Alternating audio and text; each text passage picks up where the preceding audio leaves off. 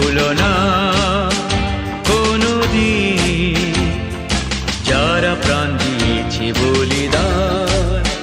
ভুলো না, ভুলো না কোনোদিন যারা প্রাণ দিয়েছে বলিদান।